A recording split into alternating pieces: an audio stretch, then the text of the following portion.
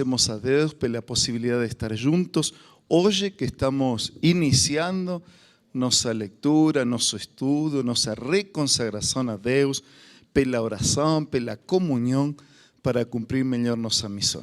Sejam bem-vindos, Deus abençoe nossa jornada aqui e nossa caminhada da mão de Deus permanentemente nesse dia. Agora, juntos, vamos a louvar a Deus.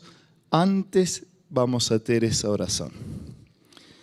Obrigado, Senhor, nós te louvamos pela oração, adoramos teu nome, reconhecemos teu poder, reconhecemos a necessidade que temos de ti e colocamos nossas vidas nas tuas mãos. Que nossa vida seja um louvor permanente, que a comunhão possa ser fortalecida e que a missão possa ser cumprida totalmente. Que nós possamos crescer nosso relacionamento com o Senhor e compartilhar o resultado com a igreja e com todas as pessoas que precisam de ti. Oramos necessitados, gratos, no santo nome de Jesus. Amém.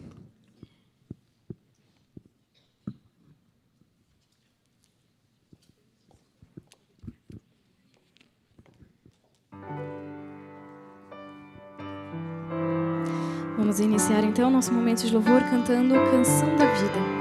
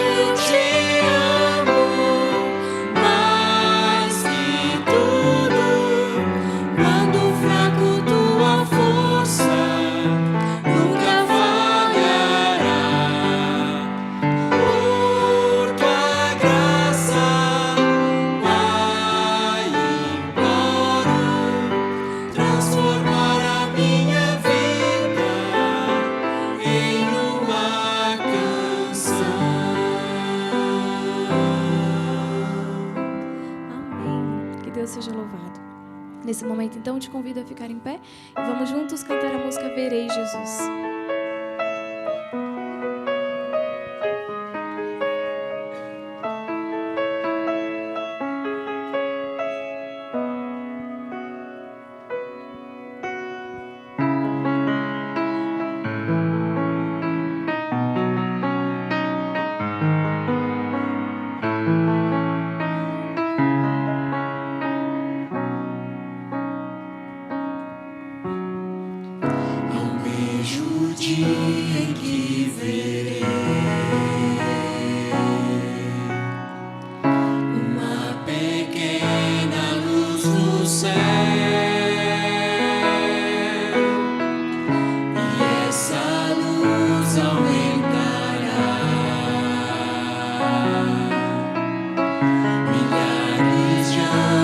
Surgirão,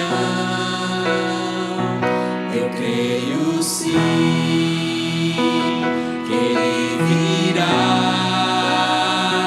e muito em breve eu subirei para um novo lar, um novo céu. Para sempre eu estarei, feliz eu viverei, verei Jesus.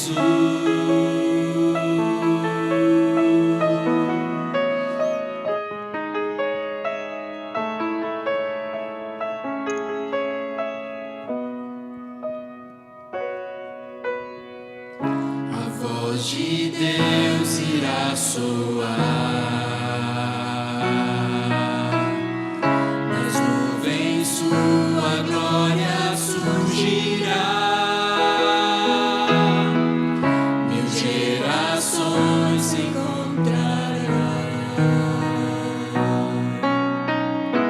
e para sempre louvarão. Eu creio sim, que Ele virá, e muito em breve subirei para um novo lar, um novo céu. Para sempre eu estarei, feliz eu viverei, verei Jesus.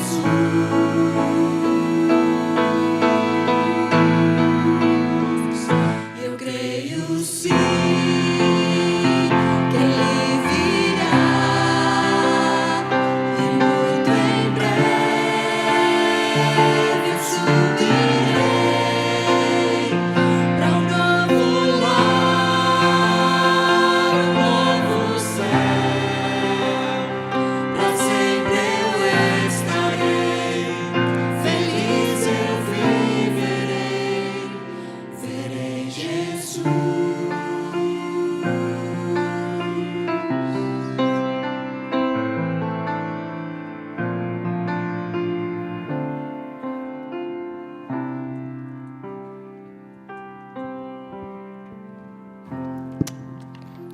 Convido você para que juntos possamos falar com o nosso Deus através da oração. Querido Pai Celestial, somos gratos a Ti por mais uma vez despertarmos. E esta manhã nós despertamos e nos unimos a um lindo movimento de oração que ganha, Senhor, igrejas, famílias, o Teu povo em toda a América do Sul. Nós queremos clamar, ó Pai, nesta hora, que o Teu Espírito seja derramado sobre nós. Que possamos sentir a influência poderosa do Teu Espírito falando ao nosso coração. E agora que nós iremos abrir a Tua palavra, toca-nos com o Teu poder, restaura-nos e ensina-nos, Senhor, a amar-Te intensamente. Essa é a nossa sincera oração, em nome de Jesus. Amém. Olá, tudo bem com você? Bom dia! Você que está conectado conosco pela internet, um bom dia para você. É bom recebê-lo para o nosso culto desta manhã, da semana Eleve a Sua Vida. Nós estamos começando, como citei na oração, um lindo movimento de oração, 10 dias de oração em toda a América do Sul. E a minha igreja, que fica lá na Faculdade Adventista da Bahia, esteve reunida esta manhã para participar também desse movimento. Deixa eu ver se eu consigo mostrar aqui a foto que... Opa!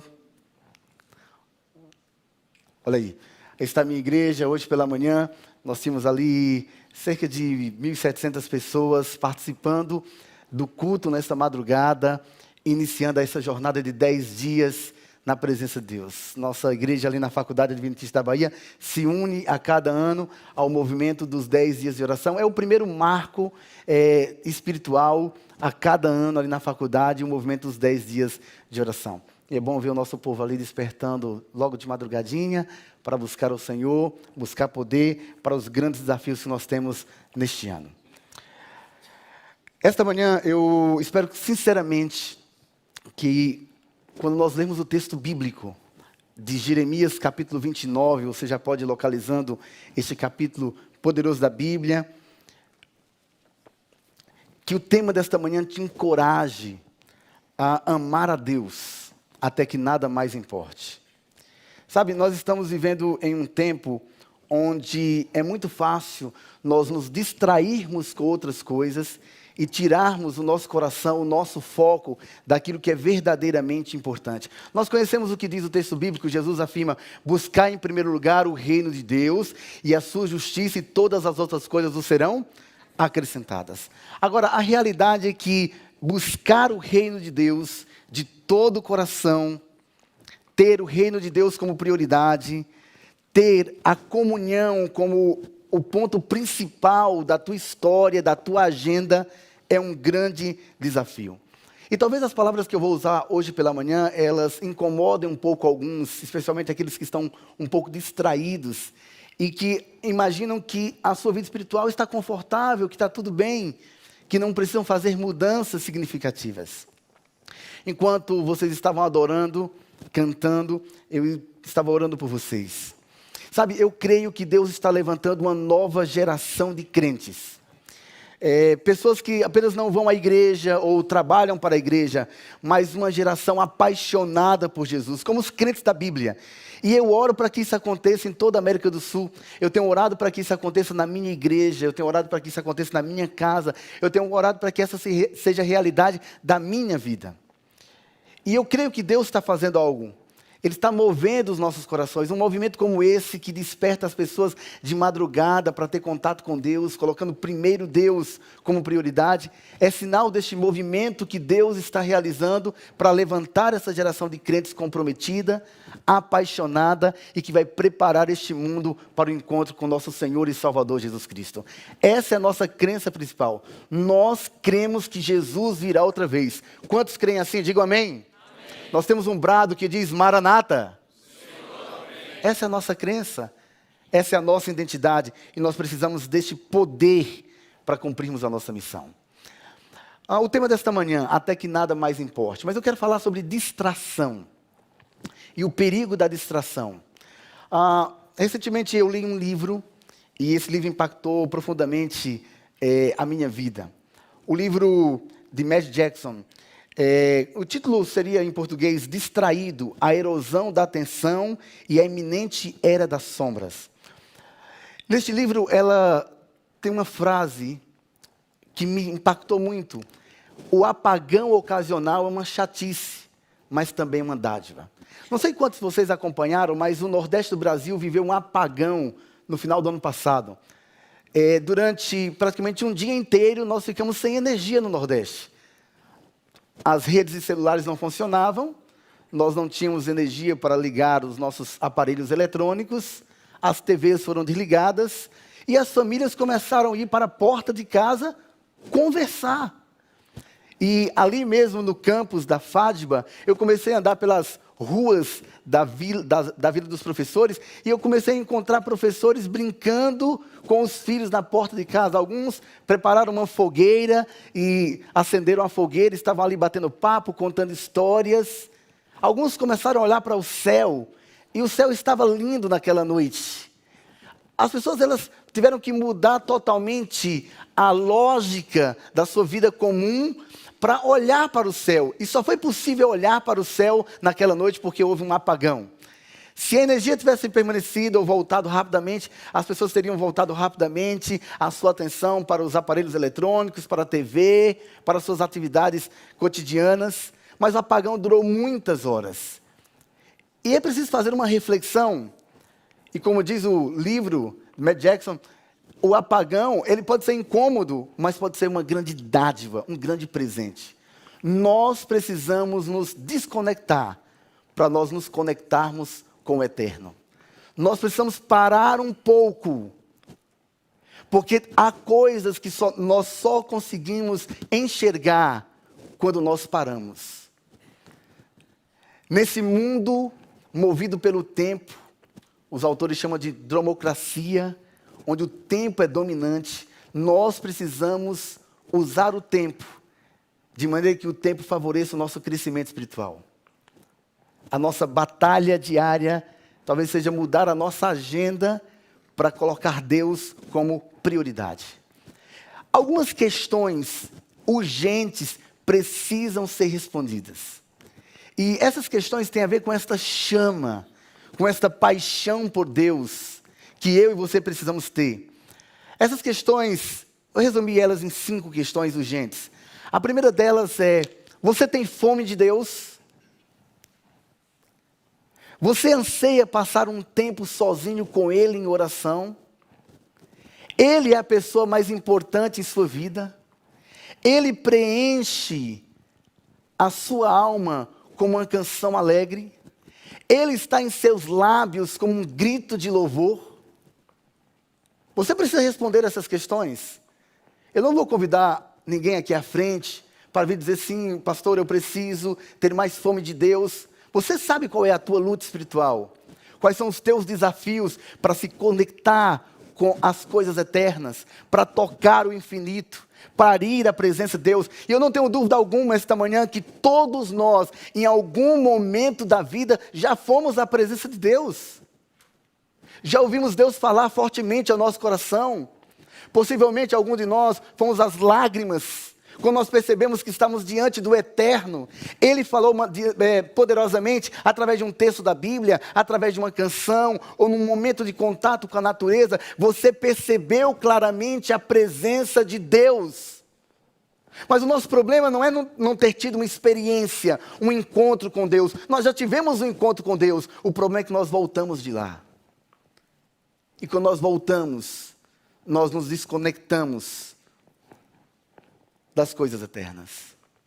Sabe, por muito tempo eu ensinei para os meus jovens que o maior problema da vida espiritual eram as tentações. Mas há uma canção que as crianças cantam na escola sabatina que diz: quando a tentação bate ao coração, o que é que você diz? Não, nós somos treinados, preparados durante toda a nossa infância na escola sabatina para dizer não às tentações. Mas a nossa batalha de hoje, maior, talvez não sejam as tentações, mas as distrações. A não percepção do poder de Deus, da realidade espiritual. Deixa eu contar uma história para ilustrar isso. Eu estava começando o ministério, acho que no 2º ano do ministério, e eu recebi uma ligação, do outro lado ali uma garota chamada Fabiana: pastor, eu preciso que você faça uma visita urgente a uma irmã chamada Irene. Eu falei: tudo bem, eu estou saindo agora para um treinamento no ENA. O ENA já estava desativado, mas tinha alguns treinamentos ali da associação. Eu estou indo para um treinamento no ENA. E eu voltarei no domingo à noite, e na segunda pela manhã eu vou visitar a irmã. Ela falou: não, pastor, você não está entendendo. A irmã vai morrer esse final de semana.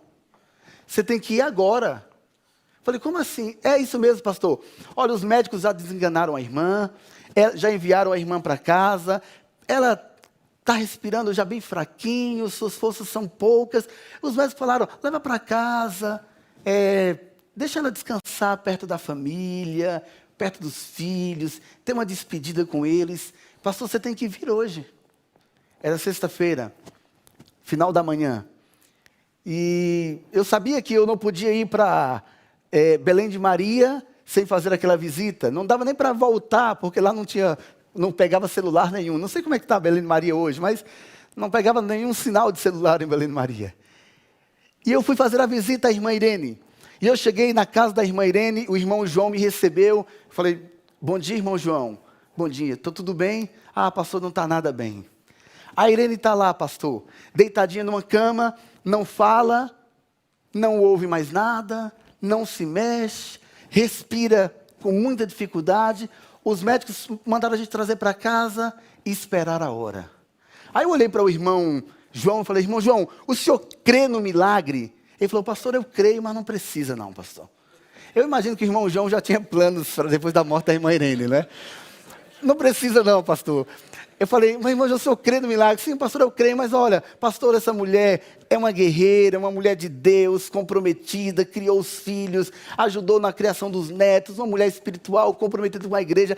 Eu creio, pastor, que quando Jesus voltar, ela será levantada do pó da terra e nós estaremos para sempre juntos nas mansões celestiais. Eu ousei dizer um amém, mas segurei. Aí eu entrei no quarto da irmã Irene. Uma família muito cuidadosa, tudo limpinho, cheirando bem, as filhas e os filhos todos ali, esperando o momento, conversavam sobre o valor da mãe, quanto a dedicação dela, o compromisso espiritual, a inspiração que foi para a vida. Eu entrei no quarto da irmã Irene, olhei para aquela situação e falei, Senhor Jesus, o que é que eu faço agora? Eu creio que o teu poder pode se manifestar agora e curar a irmã Irene. Aí eu me ajoelhei para orar, aí comecei a orar, falei para Deus sobre o desejo que eu tinha de conhecer este poder transformador de Deus, o Deus dos milagres, o Deus da Bíblia. Eu queria ter essa percepção. E eu terminei aquela oração e olhei para a irmã Irene e a irmã Irene continuava do mesmo jeitinho. Aí Deus colocou no meu coração, se ajoelha novamente, ora, clama de maneira apaixonada, e depois faz a unção da irmã Irene. Aí eu me ajoelhei, orei, clamei, e na minha mente eu pedi para Deus um milagre. Falei, Deus, que quando eu terminar essa oração, a irmã Irene esteja de olhos abertos. Eu quero fazer a unção da irmã Irene, ela precisa estar consciente para este momento. Que ela esteja com os olhos abertos, que ela consiga me ouvir. Mas no coração, na minha incredulidade, eu já planejei o velório da irmã Irene.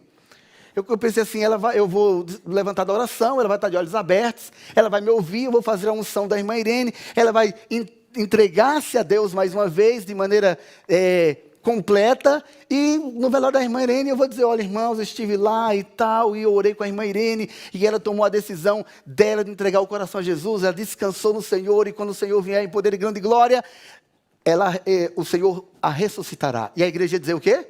Amém. Quando eu levantei da oração, a irmã Irene estava com os dois olhos abertos assim para mim. Irmã Irene, eu sou pastor da igreja, estou aqui para orar pela senhora, vim fazer a sua unção. A senhora gostaria que eu ungisse a senhora? E ela balançou a cabeça dizendo que sim. Eu fiz a unção da irmã Irene. Orei com ela. Abracei os filhos. Abracei o irmão João e fui para o ENA. E passei ali no ENA 3 dias. Voltei, segunda-feira pela manhã, ninguém me ligou. Falei, gente, será que aconteceu alguma coisa com a irmã Irene? Não me comunicaram. Ninguém ligou na segunda, ninguém ligou na terça, ninguém ligou na quarta, ninguém ligou na quinta. Na quinta-feira eu falei, rapaz, essa irmã Irene é forte mesmo, viu? Está resistindo firme. E aí, passou sexta-feira, eu esqueci da irmã Irene. Sábado pela manhã, eu me recordo bem, estava na igreja central, preguei sobre o livro de Amós. Fiz um apelo forte para a igreja. Terminou o apelo, as pessoas estavam me cumprimentando na porta. E aí, eu já estava preparado para sair, quando de repente eu vi uma senhorazinha vindo lá do início da igreja, passinhos lentos, foi se aproximando, estendeu a mão e disse, feliz sábado, pastor. Eu falei, a senhora não morreu não, irmã Irene? Ela disse, não, pastor, eu estou aqui para glorificar o nome do Senhor. Eu testemunhei o poder de Deus naquela manhã. Sabe, amigos, essa talvez seja a experiência mais forte que eu tenha tido até hoje sobre os milagres de Deus. Mas eu visitei um professor chamado Wellington Gil, um doutor, uma das mentes mais incríveis desta igreja. Ele voltou depois de um período de intercâmbio na Itália. Ele tinha um câncer de pele. E o câncer dele evoluiu e estava em metástase. Nós o levamos para o hospital. Eu o visitei em casa antes de colocarmos ele na ambulância e levarmos para o hospital. E eu o visitei no hospital. E eu orei com a mesma paixão pelo professor Wellington Gil que eu orei pela irmã Irene. Eu falei praticamente as mesmas palavras. Eu ungi o professor Wellington. E quando eu terminei de ter aquele momento com o professor Wellington, ele me disse, pastor, o milagre não é a cura. O milagre é a submissão. O professor Wellington descansou alguns dias depois. Sabe, algumas vezes Deus realiza um milagre. Outras vezes Deus apenas acalma o coração.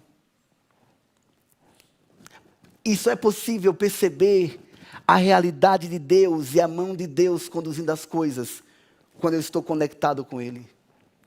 Mas nós estamos tão distraídos que nós não estamos mais percebendo a realidade espiritual. A distração é um problema. 2 doutores de Princeton decidiram realizar uma experiência sobre distração com os seus alunos. E esse relato está no livro O Ponto de Desequilíbrio, né? O Ponto da Virada, do Malcolm Gladwell. Ele conta que os dois professores, eles fizeram um exercício com seus alunos, pediram para que os alunos escrevessem um texto sobre o bom samaritano. E esses psicólogos decidiram conduzir esse estudo, inspiraram-se na parábola do bom samaritano. Então, cada seminarista recebeu a tarefa de preparar um discurso sobre o bom samaritano. E ele disse o seguinte: olha, vocês prepararam o discurso, vocês irão agora apresentar no prédio vizinho. Então, entre um prédio e o outro, haviam alguns caminhos que eles deveriam percorrer, e ele colocou algumas pessoas ali caídas, nos becos, gente cabisbaixa, de olhos fechados, tossindo, gemendo. E o objetivo era descobrir quais dos alunos que participou da dinâmica sobre o bom samaritano perceberia estas pessoas sofredoras no caminho e parariam para ajudar. E é incrível que os alunos passaram por cima daqueles sofredores na estrada e não pararam. Eles estavam apressados demais para o seu compromisso de apresentar o que haviam aprendido sobre a parábola do bom samaritano e não pararam para ajudar aqueles que estavam no caminho. A única coisa que realmente importava para eles era a urgência de sua tarefa. Eles não tinham mais, eles não percebiam mais a realidade espiritual daqueles que eles tinham estudado. E algumas vezes nós estamos tão distraídos, algumas vezes, que nós não percebemos mais a realidade espiritual. Veja, a distração não é pecado, mas é um grande perigo.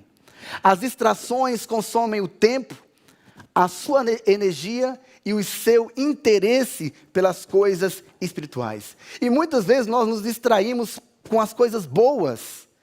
Tem coisas que são boas em si mesmas, mas elas podem ser mortais, como substitutos de Deus para a nossa alma. Sabe o que o inimigo tem feito? Ele vem com a distração, interrompe a nossa comunhão e nos vence com as suas tentações. Vem com a distração, interrompe a comunhão e nos vence com a tentação. As distrações são certamente o maior inimigo da nossa geração. Vamos ver o que diz Isaías 29. Porque Jeremias 29 nos convida a refletir sobre essa paixão por Deus, sobre esta busca de Deus. Eu gosto também do Salmo 84, quando ele diz que o pardal, a corça, ele está falando sobre esse anseio, esse desejo. Eles encontraram sentido, encontraram lugar, e nós encontramos os altares. Fala sobre o encontro com Deus, mas vamos a Jeremias 29. Gostaria que você acompanhasse comigo a leitura a partir do verso 11. Eu é que sei que pensamentos tenho a vosso respeito, diz o Senhor. Pensamentos de paz e não de mal, para vos dar o fim que desejais. Então me invocareis, passareis a orar a mim, e eu vos ouvirei. Buscar-me-eis e me achareis, quando me buscares de todo o vosso coração. Serei achado, verso 14, de vós, diz o Senhor, e farei mudar a vossa sorte.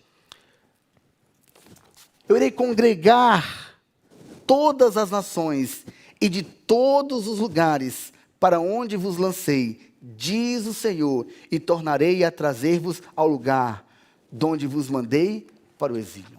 Aqui está uma linda promessa para o povo de Israel, mas é uma promessa para mim, é uma promessa para você também. O que Deus está querendo dizer, olha, você precisa me buscar, e buscar de todo o coração. Sabe, esse texto nos ensina algumas verdades espirituais muito profundas. A primeira delas é que não há uma importância apenas na busca. Mas o texto diz, buscar-me-eis e me achareis quando me buscares de todo o vosso coração, de todo. O texto está falando sobre intensidade. Não fala apenas de amar a Deus, mas amar a Deus de todo o coração, buscá-lo com tudo que há em nós. Deus precisa se tornar o nosso tudo. Nós precisamos ter uma verdadeira obsessão pelo conhecimento de quem Deus é, para encontrá-lo, para conhecê-lo. Esse é o significado verdadeiro de amar a Jesus. Sabe, eu quero ilustrar essa verdade com esta corda. Essa corda, ela pode ser uma ilustração perfeita do que é a nossa vida. Pense na sua vida agora. Nós vivemos quanto tempo neste mundo? A nossa expectativa de vida, 70, 80 anos. Parece bem quem vive 70, 80 anos, né? Os meus avós viveram até os 94 anos. Parece uma vida boa, 94 anos é uma boa vida. Pense nesses 80, 90 anos, 100 anos, nessa parte azul da corda. Nós passamos uma vida inteira neste mundo pensando nesta parte da corda. Aí nós nos concentramos, nós colocamos a nossa agenda nas prioridades: trabalho, família, diversão, entretenimento, prazer, poder. Nós passamos muito tempo pensando nesta parte da corda, na vida que temos, nos anos que temos, no dia de amanhã, nas contas que nós temos para pagar, nos problemas que os nossos filhos estão enfrentando, na realização profissional, na conquista de alguns sonhos para a vida, e nós concentramos a nossa preocupação e o nosso coração em 80, 90 anos. E deixamos de lado toda a eternidade. Não parece lógico? Não parece de maneira alguma sábio fazer assim? Estamos preocupados demais com as coisas terrenas e deixando de lado aquilo que é eterno. Eu gosto da frase de C.S. Lewis: aquilo que não tem valor eterno é eternamente inútil. Olha o que diz Ellen G. White. Eu gosto da maneira como Ellen G. White trabalha esse tema também. Ellen G. White, ela tem uma citação que ela fala sobre o diálogo que aqueles que estavam chegando ao final da jornada, do caminho, eles tiveram. E ela diz: os que viajavam pelo caminho estreito conversavam a respeito da alegria e felicidade que terão no fim da viagem. O foco daqueles que estão no caminho estreito não é os 80, 90 anos vividos aqui, mas a alegria do final da viagem. É o início da eternidade. É aquilo que Deus tem preparado. E eu pergunto para você: vale a pena trocar tudo que Deus tem preparado para nós, toda a eternidade, por 80, 90 anos aqui? Nos concentrarmos nesta vida e deixarmos todo o resto? O que significa verdadeiramente amar a Deus?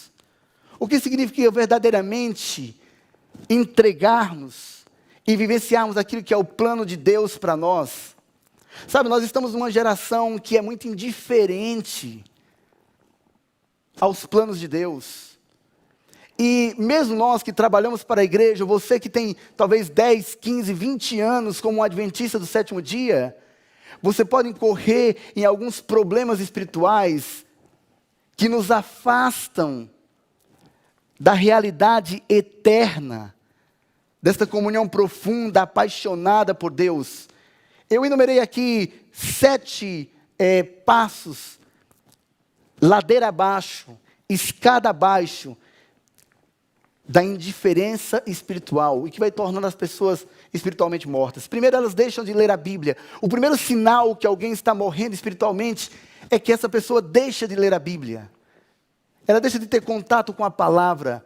Ou, no caso dos pregadores, eles abrem a Bíblia apenas para preparar sermões, mas não é mais parte da sua vida devocional, da sua busca de conhecer a Deus. Primeiro, o indivíduo deixa de ler a Bíblia, depois ele deixa de orar. E a oração é esse termômetro. Depois ele deixa de se movimentar, ele não se envolve mais com a missão, ele não sai mais para fazer o trabalho missionário.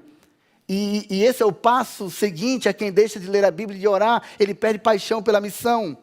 Quarto, ele começa a endurecer o coração. Ele não ouve mais a disciplina da igreja. Ele não está mais interessado nas orientações da igreja. Ele endurece o coração. Mas ele continua descendo ladeira abaixo. Ele perde a visão espiritual. Ele começa a focar apenas nas coisas materiais. O dinheiro, por exemplo, nesse estágio de degradação espiritual, já é usado totalmente para os seus interesses próprios. Agora há infidelidade ao dízimo, às ofertas. Uma infidelidade a Deus nos dízimos e nas ofertas. E finalmente vem o desânimo.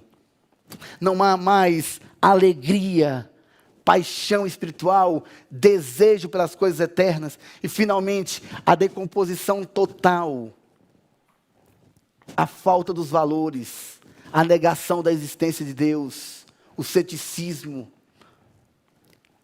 Esses são pontos de degradação espiritual.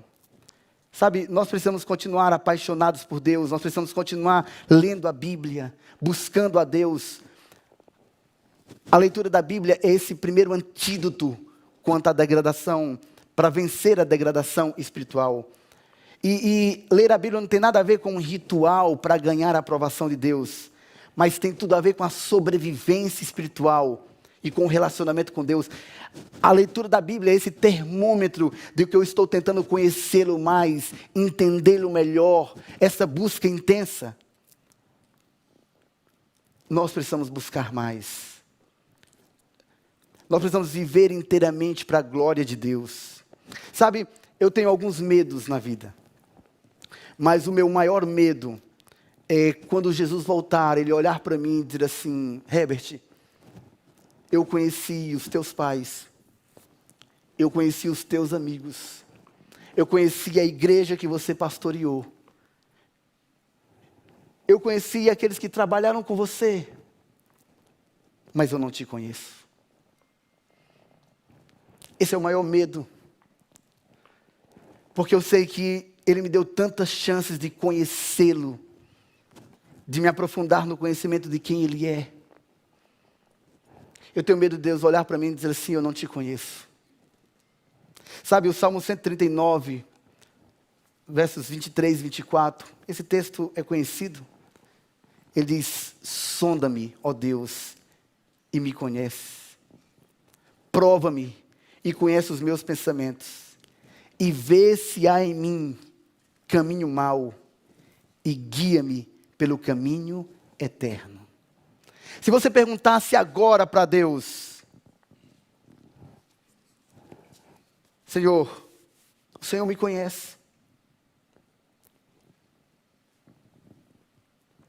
Você teria coragem e a ousadia de falar para Deus as mesmas palavras do Salmo 139, Senhor, olha para a minha vida e vê se há algo em mim que te incomoda.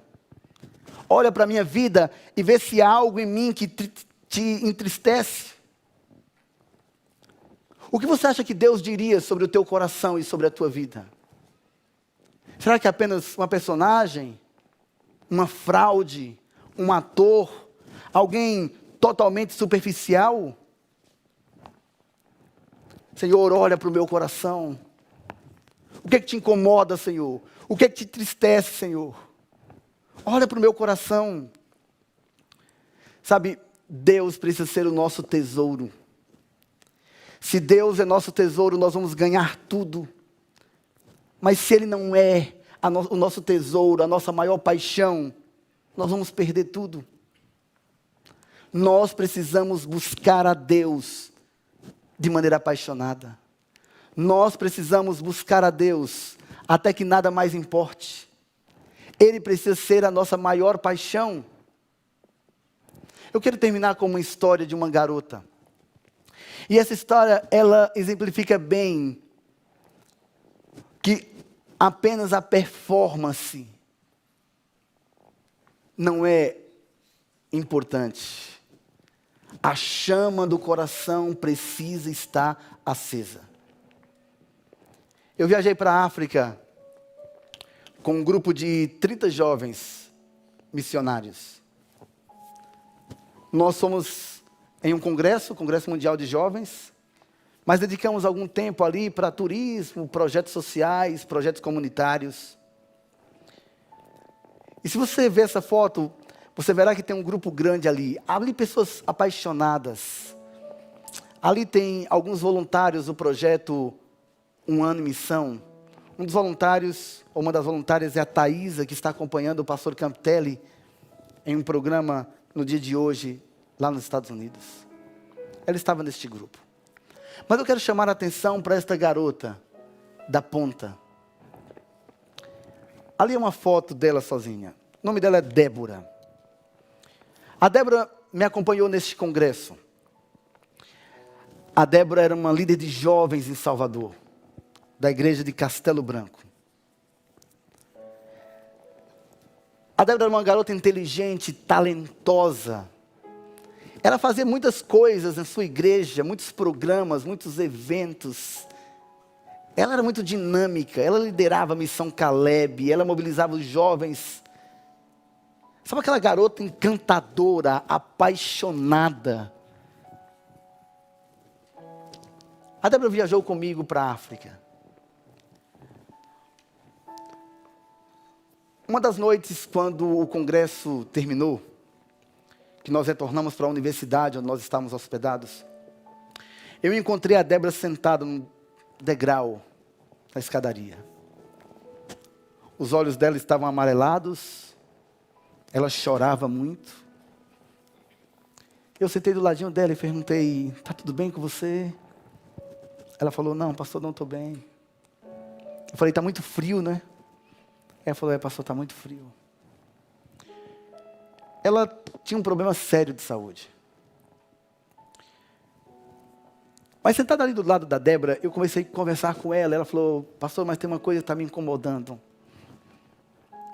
Eu ainda não dei tudo de mim para Deus." Eu falei: "Como assim, Débora? Você é uma garota dedicada, apaixonada." Ela falou: "Pastor, eu passei o dia todo conversando com gente que veio de vários lugares da África para esse congresso. Em um desses momentos eu estava com ela, nós tínhamos um garoto ali.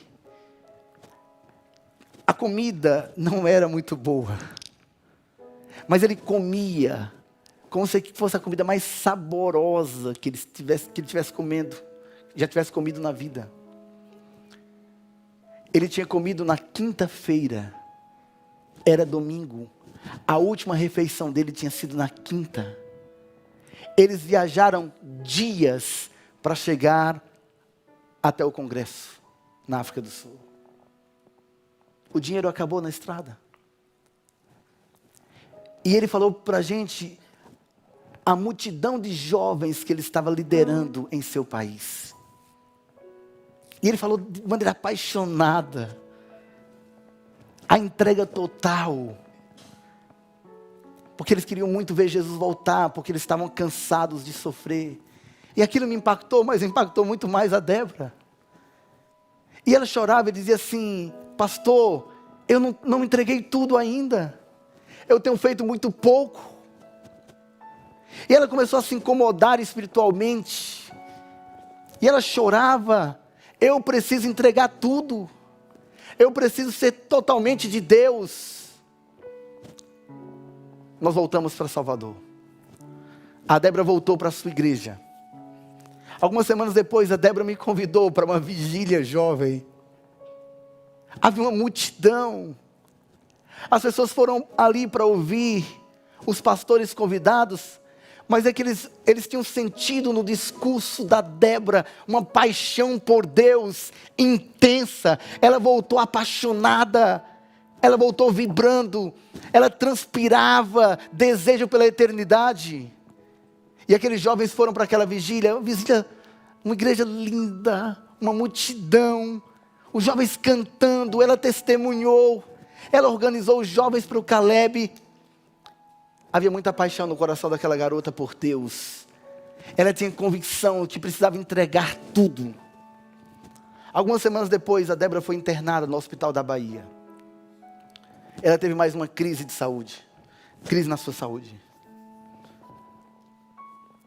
E o estado de saúde dela foi piorando. E as pessoas iam visitar a Débora no hospital.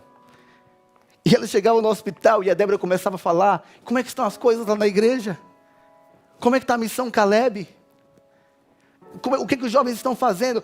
Deixa eu gravar um vídeo aqui, leva um vídeo meu para eles. Eu tenho orado, me dá a lista das pessoas que estão estudando a Bíblia. Ela falava com paixão, ela transpirava a eternidade. Os dias foram passando, a saúde da Débora foi definhando ainda mais. Eu me recordo, eu estava na cidade de Eunápolis, eu recebi uma ligação e me avisaram que a Débora havia descansado. O velório daquela garota parou Salvador. Entre o congresso na África e a morte da Débora foram poucos meses. Mas em poucos meses, ela apaixonou uma geração. Ela transpirou paixão por Deus. Ela entregou tudo. Aquela conversa na escadaria da universidade, pastor, eu preciso entregar tudo. Se tornou real, ela entregou tudo. Alguns estavam comigo na Supermissão em Salvador. E viram quando eu trouxe os pais da Débora ali, e a irmã, entreguei uma encomenda para eles. Porque a Débora para mim é um dos melhores exemplos de uma geração que Deus está levantando. Uma geração que não se deixou distrair. Que não fica distraída com as belezas, com os encantos do nosso tempo, mas que busca a Deus de todo o coração. Sabe, o inimigo está armando várias arapucas. Ele precisa apenas que você se distraia, para ele tirar você totalmente do foco, do caminho, e fazer com que você ande na direção contrária da vontade de Deus. Mas a oposição a este inimigo cruel, há um Deus de poder derramando sobre nós o seu Espírito. E tudo que Ele pede é que a gente entregue tudo. Tudo de mim. Tudo de mim para Deus. Todo o meu tempo, todos os meus talentos, toda a minha paixão. Sabe qual é o meu apelo esta manhã a você?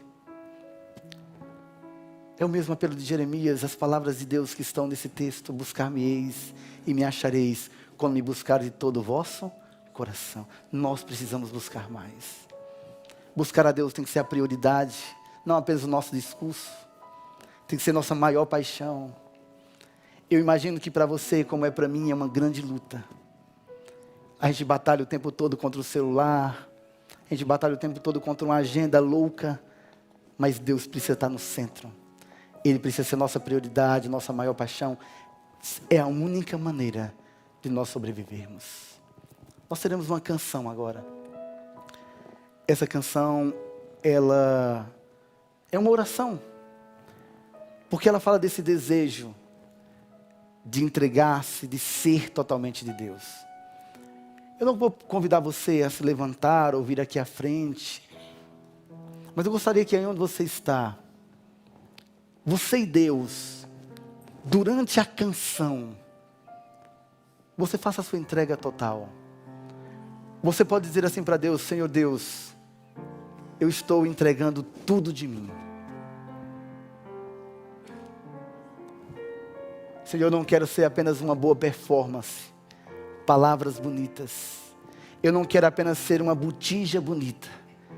Eu quero estar preenchida do azeite, do poder, do Espírito.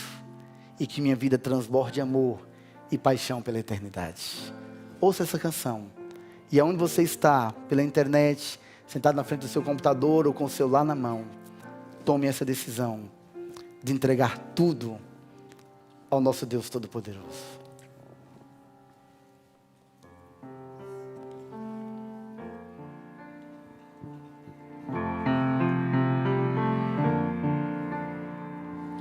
Preciso ser puro, pois há quem crê em mim. Preciso ser justo, fiel até o fim. São tantos olhares tentando encontrar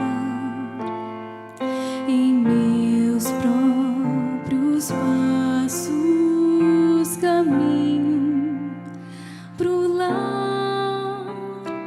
Preciso ser forte, pois muito a que enfrentar.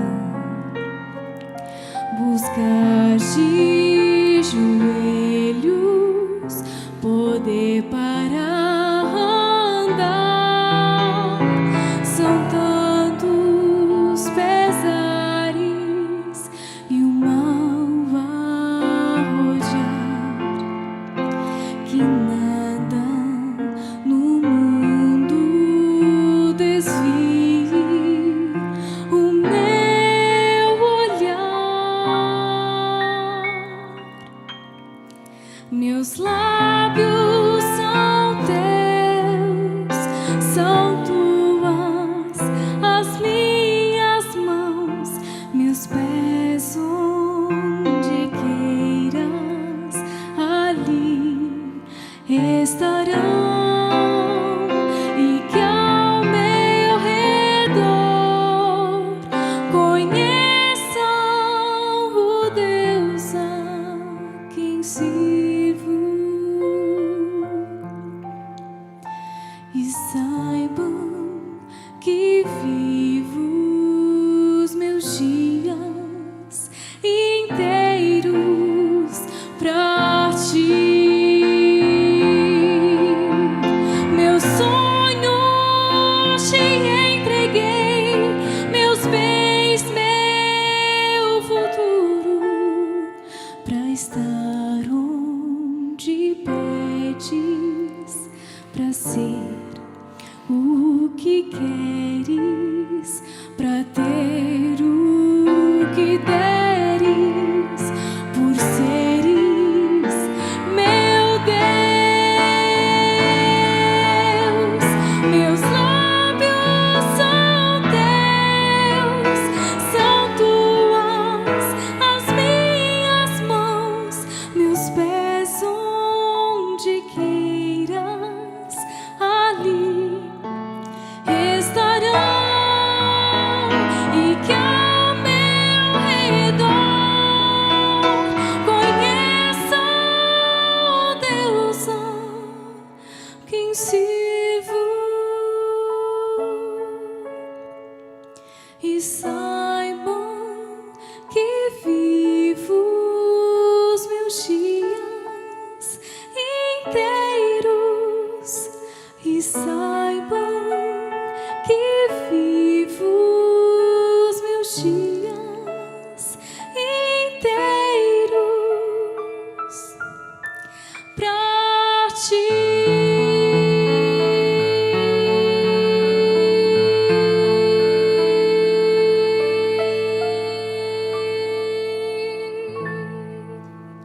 Querido Pai Celestial, nós estamos entregando tudo de nós.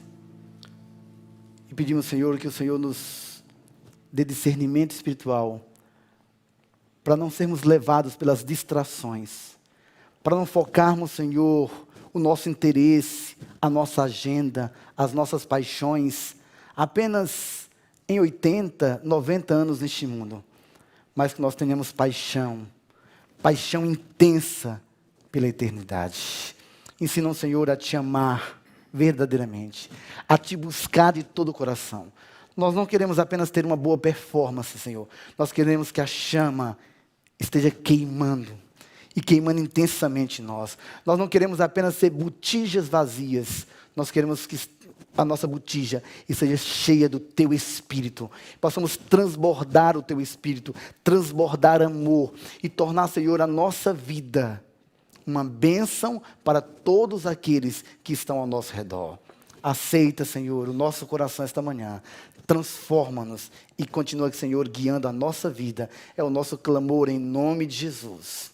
Amém. Nós, neste momento, vamos continuar nesse movimento de oração. Seremos conduzidos, então, pelo nosso grupo. Bom dia a todos. Hoje nós começamos o nosso movimento dos 10 dias de oração, com a leitura, a reflexão e o tempo em oração. E uma coisa me chamou a atenção no texto. Eu tive o cuidado de contar e perceber que 28 vezes aparece no texto de hoje expressões relacionadas ao tempo. Agora, chegou o tempo, as portas. Às vezes nós perdemos a noção de quão valioso é o tempo. O que nós temos de mais valioso não é o salário que recebemos, não é o carro, não é o apartamento, é o nosso tempo. Se você passa o mês inteiro trabalhando, no final do mês a empresa vai te pagar pelo tempo que você dedicou àquilo. Se você disser que não tem tempo de trabalhar, você não recebe o salário. O que nós temos de mais precioso é o nosso tempo. E no cumprimento da missão, o tempo é valiosíssimo. Se perdermos a noção do tempo, nós vamos nos atrapalhar na missão. Para cumprir a missão é importante estudar a doutrina, é importante saber levar a mensagem, é importante buscar a Deus, mas tudo isso se torna irrelevante se nós perdermos a noção do que o tempo está acabando, que nós temos que ter urgência. E não é o seu tempo que está acabando. Se você está em paz com Deus, ok. Mas o que está acabando é o tempo do teu vizinho, é o tempo do carteiro que leva a carta à tua casa, é o tempo do caixa do supermercado que atende você. A citação que nos chama a atenção nesse estudo de hoje está em um dos parágrafos dos 10 dias da apostila e diz: agora é o tempo de proclamar a última advertência. Uma virtude especial acompanha presentemente a proclamação dessa mensagem. Mas por quanto tempo? Só por um pouco de tempo ainda. Em outra parte diz: a cada dia o tempo da graça de alguém se encerra. E outra citação diz: não teremos outro tempo de graça, não teremos um segundo tempo de graça. Então devemos dizer: Senhor, me dá urgência. Gláucia, na sua realidade, qual é o seu maior desafio? Pastor, como mãe, o meu maior desafio é não me distrair. Não me distrair tentando e ajudando a salvar uma geração e não salvando os meus filhos que estão dentro de casa. Eu não sei para as mães qual é o maior desafio aqui de cada uma. Para os pais, Deus está a nos ajudar a todos, mas de forma muito carinhosa, pastor, há algumas palavras de carinho que nos inundam através deste livro, Fundamentos do Lar Cristão, especialmente para o coração das mães, que tem um tempo tão escasso, que tem múltiplas atividades. E esse pensamento aqui diz assim: é impossível calcular o poder da influência de uma mãe que ora. Força, mãe. O poder das orações de uma mãe não pode ser subestimado. Aquela que se ajoelha ao lado do seu filho e da sua filha, nas dificuldades da infância e nas dificuldades da adolescência, saberá apenas no juízo, quem sabe, a influência de suas orações na vida dos vossos filhos. Se ela tiver fé e estiver agarrada à mão do Filho de Deus, a mãe poderá afastar o filho do poder da tentação e poderá impedir a sua filha de cair em pecado. Quando a tentação estiver lutando para dominar, o poder do amor e da influência refreadora, fervorosa e determinada da mãe poderá fazer pender a balança para o lado do que é correto. Mães, nós temos esperança e nós temos um Deus que nos ajuda em oração. Marli, quais são os outros desafios de oração? Orar por nossos filhos é uma bênção, mas nós podemos orar por outras pessoas também. E cada dia nós vamos ter 2 pedidos especiais. Hoje, especificamente, o primeiro pelo reavivamento pessoal. Quando oramos, não podemos continuar sendo as mesmas pessoas. E o segundo é um grande desafio, ter um coração missionário, por orar por uma pessoa específica com quem estou estudando a Bíblia ou quero estudar. Vocês receberam um cartão. Eu já coloquei nesse cartão as pessoas por quem eu estou intercedendo. E o primeiro, eu coloquei o nome da Josileide. Eu conheci Josileide no ano de 1982, quando estudei no IAP. E foi o primeiro ano, e nunca mais nos encontramos. E eu encontrei Josileide aqui em Brasília. Ela é médica, e eu falei, não é por acaso. Deus tem um plano. Ela está na primeira lista, estou orando por ela.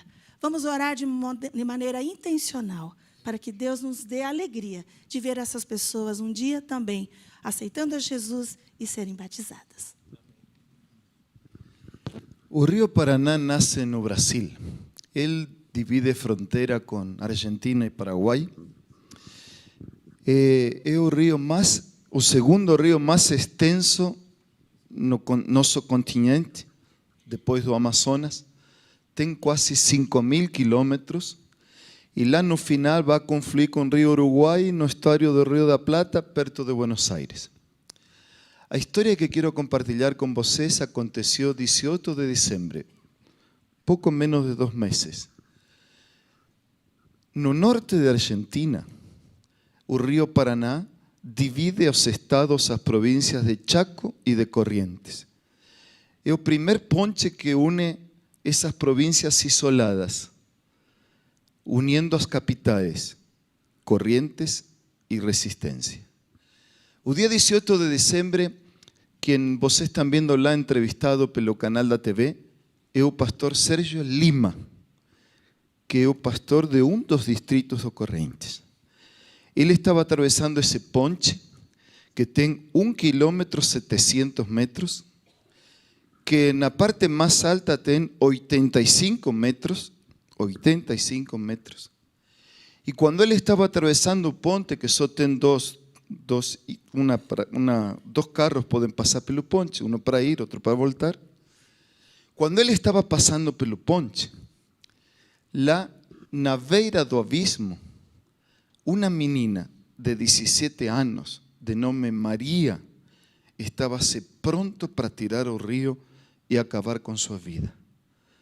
O pastor Sérgio tinha orado essa manhã, pedindo a Deus nomes para colocar no seu cartão de oração. Senhor, o Senhor me vai dar nomes para eu orar e ajudar esse ano. Assim que ele deteve o carro, todo o trânsito atrapalhou, todo mundo ficou aí olhando, ele se aproximou devagar, logrou falar com a menina, e finalmente, como você vê na foto, ele logrou persuadir a menina da decisão de terminar com sua vida. Foi um momento marcante para ele. Quando ele contava para os meios de difusão e para outros sua história, ele falava assim: aqueles minutos foram fundamentais, e quando num crise ninguém agir pode custar a vida de uma pessoa. Assim que ele se aproximou falando com carinho: não faça isso, por favor, você vale muito. Qualquer problema que você está passando, tem uma solução. E pela graça de Deus a menina escutou. Dice, nós a pegamos, abraçamos, comecei a conversar com ela para que ela pudesse reagir. E algumas pessoas choraram e outras aplaudiram. Mas esse momento não terminou lá. Ele acompanhou a menina e a família na polícia. Ele acompanhou a pessoa na casa.